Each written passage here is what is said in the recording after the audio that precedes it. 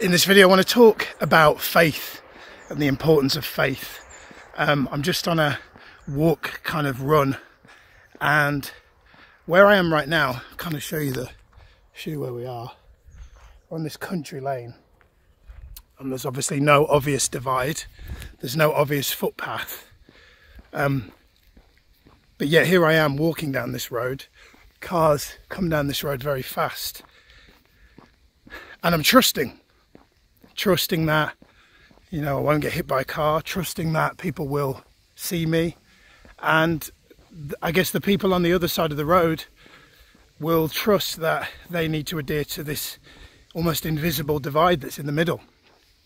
And so one of the things I find really interesting is that in some areas of my life I'm really good at trusting. So like as I do this video and I use this example of walking down the road, I trust, right? I trust that the cars will see me and go around me, and I'm sure the cars that drive down this road kind of trust each other. I trust that. But I also recognise that there are areas of my life where I don't trust, or I haven't trusted as much as I would like and should. And, you know, recently, beginning of this year, I started going back to church. I'm just going to wait because there's a car coming. There you go. There you go. Trust in full flow. Beginning of this year, at the time I did this video, I went back to church, and the primary reason that I wanted to go back to church and to reconnect with God was to really work what I call my faith muscle. I am an avid fitness enthusiast. Case in point, the gym closed in this particular video. And so I recognise, as I think as everybody is universally accepts, that, you know, if you lift weights, you will build your muscles. You'll lose weight if that's your intention. If you run, you will get fitter. Your heart, lung capacity will expand. Generally speaking, everybody perceives that there's only really positives to be said for exercise, right? But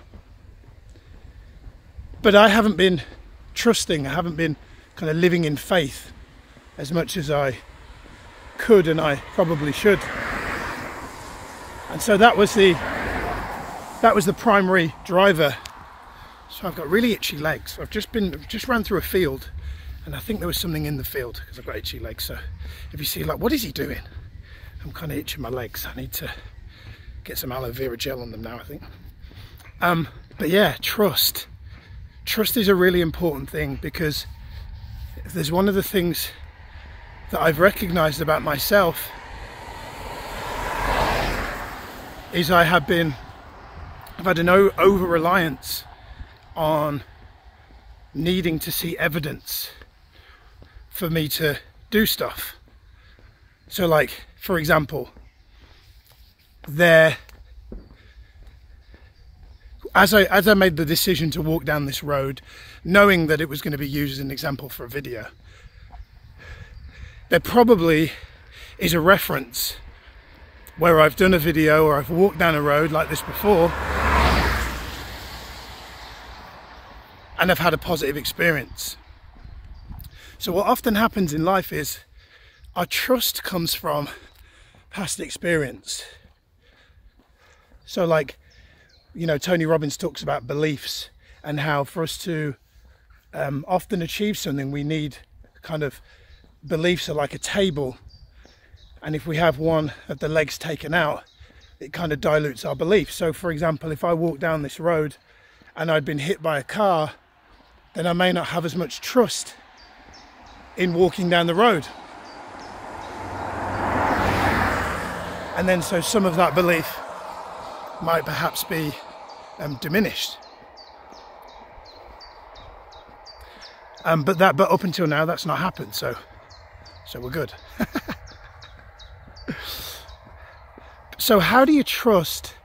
How do you trust when it's something that you haven't achieved? How do you trust when it's something you haven't done yet? I believe one of the ways to do that is one of the things I like to do is to visualize myself achieving a specific outcome. But another way is to just detach from it. One of the things I heard in the video the other day was this saying of, which I thought was a really, really beautiful thing. I've been doing a lot of inner child work recently, and one of the things I heard in this particular video was to say to yourself, I'm good either way. So if you think about an experience in your life, something you want to achieve, something you want to attract, how about if you don't get it, that you're good either way? Let's say there's a job. Let's say there's a job that you want. Let's say there's an experience you want. Some external thing that you want to have or be or do or achieve. Say to yourself, I'm good either way. And what that does is that kind of takes off the what's called the excess importance. And this is another concept I've been hearing more about and really putting a lot of focus on, which is the attachment to the importance of a specific outcome. Because often what happens, the problem with going for outcomes, my legs are really itchy, the problems with going for outcomes is if our self-esteem doesn't have a really solid baseline, then we can, if we achieve an outcome, our self-esteem can spike up, which sounds good, but it isn't good, because on the other flip side of that, if you don't achieve a specific outcome, your self-esteem can go below the baseline. So your self-esteem needs to have a baseline that exists in and of itself without the attachment to a specific outcome or result.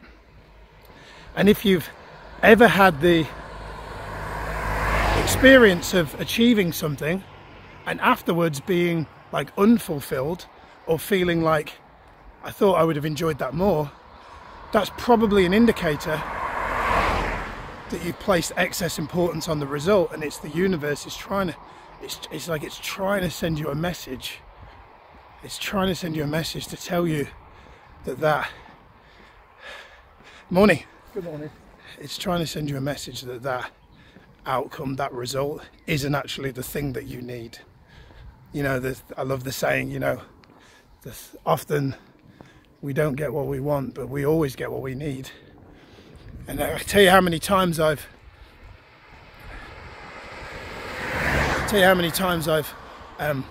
not achieved an outcome and been disappointed, and then on reflection I look back and it's been exactly what I needed.